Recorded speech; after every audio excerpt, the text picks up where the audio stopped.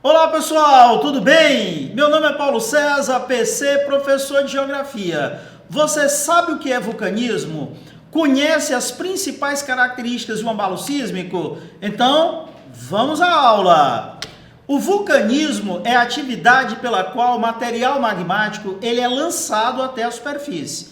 Né? Ele é colocado ali em função das altas temperaturas, da elevada pressão que a gente tem no interior do nosso planeta.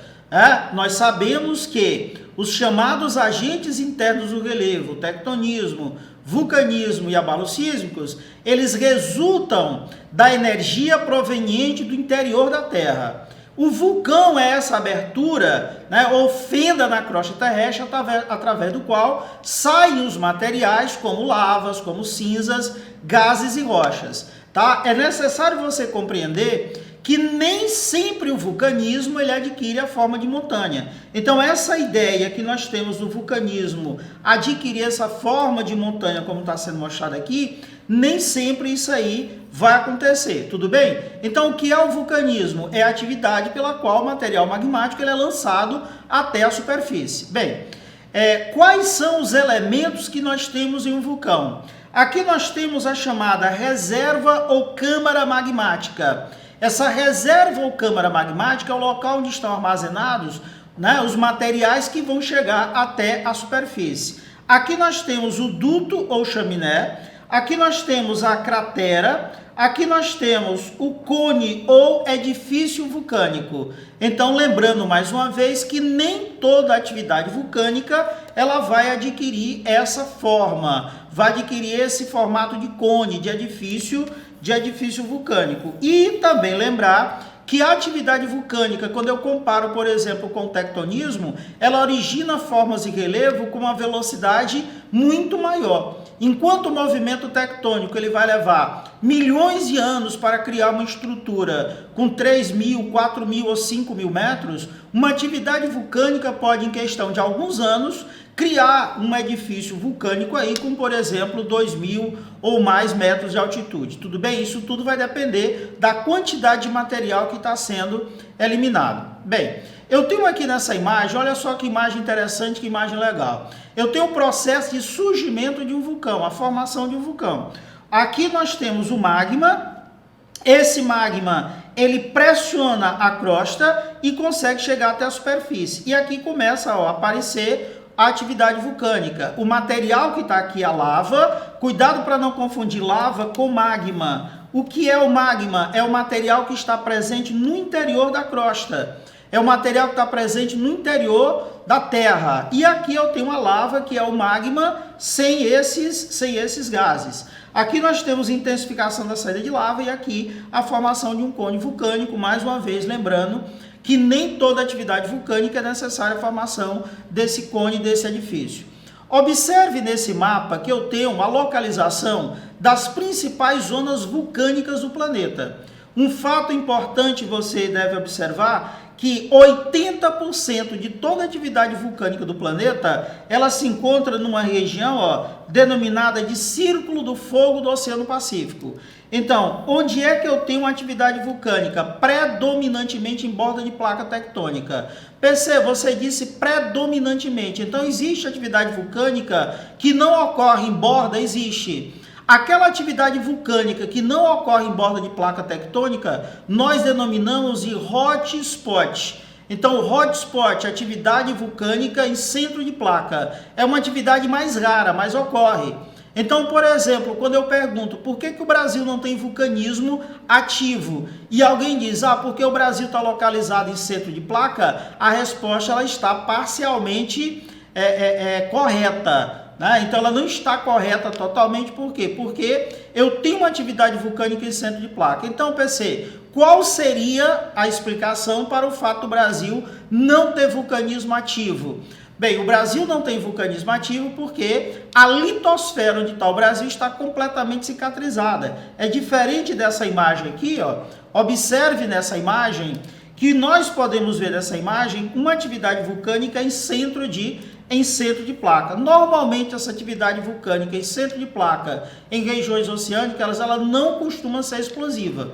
Mas quando eu tenho uma atividade vulcânica em centro de placa em região continental, aí eu tenho uma atividade vulcânica do tipo explosiva. Bem, qual é a importância do vulcanismo? Eu coloquei algumas aqui para que você possa observar. Atividade turística, geração de energia elétrica através de uma fonte geotérmica. Poderia citar como exemplo aí o caso da Islândia, que aproveita muito essa fonte de energia. Fonte de material industrial, como amônia, gás carbônico e enxofre. Permite o conhecimento direto do interior do nosso planeta, tá?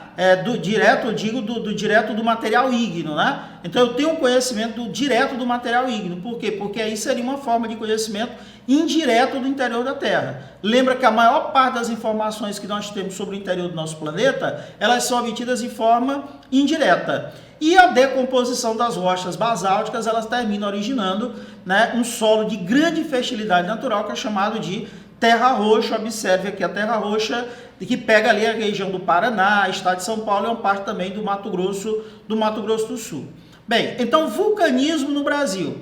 Atualmente não existem vulcões ativos no Brasil, devido a que fato? Primeiro, nós temos a localização no centro de placa, centro da placa sul-americana. Observe aqui a localização do Brasil. O Brasil não está localizado em borda, é diferente, por exemplo, de uma cordilheira dos Andes, é diferente, por exemplo, da parte central aí do Oceano Atlântico, e a outra, né, que é a cicatrização completa da crosta onde está localizado o Brasil. PC, o Brasil não tem atividade vulcânica ativa, não tem vulcanismo ativo hoje, atualmente. Mas quando ocorreram as últimas atividades vulcânicas? Bem, as últimas atividades vulcânicas no território brasileiro ocorreram aqui, onde hoje é a região sul e sudeste, que foi durante o Mesozoico, uma das maiores atividades vulcânicas do período. Nós temos aqui em algumas outras áreas do território e temos aqui realmente a última grande atividade vulcânica em território pertencente ao Brasil, aqui na região do que é Fernando de Noronha, chamadas Ilhas Oceânicas, Fernando de Noronha, São Pedro e São Paulo, e também a região de Trindade e Martim Vaz. A única ilha oceânica brasileira que não nasceu de atividade vulcânica é a região chamada de Atol das Rocas. Uma imagem para te mostrar alguns vulcões no Brasil, alguns antigos vulcões no Brasil, e essa imagem belíssima aqui do Pico do Cabugi, lá no Rio Grande do Norte, que é o único vulcão ativo no Brasil que ainda conserva essa forma original. Bem, um outro agente interno do relevo importante que nós temos são chamados abalos sísmicos. Então, os abalos sísmicos são movimentos naturais da crosta que se propagam por meio de vibrações, tá? Então, esse movimento natural da crosta que vai se propagar por meio de vibrações. Nós temos inúmeras causas desses abalos sísmicos, as mais importantes. Causas vulcânicas, quando um vulcão ele entra em atividade, ele pode provocar um sismo, né, um movimento da crosta. Nós temos a tectônica de placa, que produz os maiores, né, abalos sísmicos, e também o processo de acomodação de camadas. Os abalos sísmicos gerados por vulcanismo, no momento em que esse vulcão ele entra em atividade, ele libera uma grande quantidade de energia, podendo provocar violentos tremores de terra. As causas tectônicas são as mais importantes, então os maiores, os mais gigantescos, aqueles avassaladores, os destruidores, abalos sísmicos, eles são provocados por tectônica de placa, deslocamento de placa tectônica. Só lembrando que eu tenho 3 tipos de movimento de placa. Eu tenho um movimento do tipo convergente, um movimento do tipo divergente e um movimento transformante. Então, observe que eu tenho aqui, ó, esse movimento chamado de transformante, o movimento do tipo divergente e o movimento do tipo convergente. Então, PC, os maiores, eles estão associados a quê? Os maiores, eles estão associados a movimento do tipo transformante e movimento do tipo convergente. Por quê? Porque nesse local há um contato de placas tectônicas, tudo bem? Então, vamos aqui. Observe algumas bordas e placas tectônicas que nós temos aqui. Observe que nesses pontos aqui, onde as placas elas estão, né, em contato direto, ou movimento convergente ou transformante, é que nós temos os maiores abalos. Poderíamos citar como exemplo o México, a costa oeste dos Estados Unidos, o Chile, o Japão, o Himalaia, e que são regiões, o sul da Europa, que são regiões onde são frequentes esses abalos sísmicos. Aqui as principais zonas sísmicas do planeta, e para completar aqui o chamado desmoronamento interno. Então, no momento, por exemplo, em que uma gruta ela desmorona, isso aqui pode provocar vibrações que são percebidas na superfície. São abalos sísmicos de menor intensidade, mais localizados. A intensidade de um abalo sísmico, pessoal, ela vai depender de uma série de fatores. Vai depender da sua causa, se foi uma causa vulcânica, se foi uma causa tectônica, se foi um desmoronamento interno. Vai depender também do tipo de estrutura onde ocorre, se ela é mais rígida, se ela é mais flexível, e vai depender também da distância entre dois pontos, o chamado hipocentro e o epicentro. Diferente do que muita gente imagina, o ponto onde ocorre o tremor, ele não é o epicentro, ele é o hipocentro. Então, o hipocentro ele é o foco, é o local onde ocorreu o abalo sísmico. Epicentro é o ponto da superfície vertical ao foco, é o primeiro local onde ele vai se manifestar. Lembrando que essas vibrações elas vão se propagando através de ondas, tá? E os abalos sísmicos no Brasil. O Brasil não é um país assísmico. Nós temos abalos sísmicos, não são de grande intensidade nem tão frequentes, mas podemos destacar como local com uma atividade sísmica um pouco maior, a região nordeste do Brasil, especialmente o Ceará e o Rio Grande do Norte.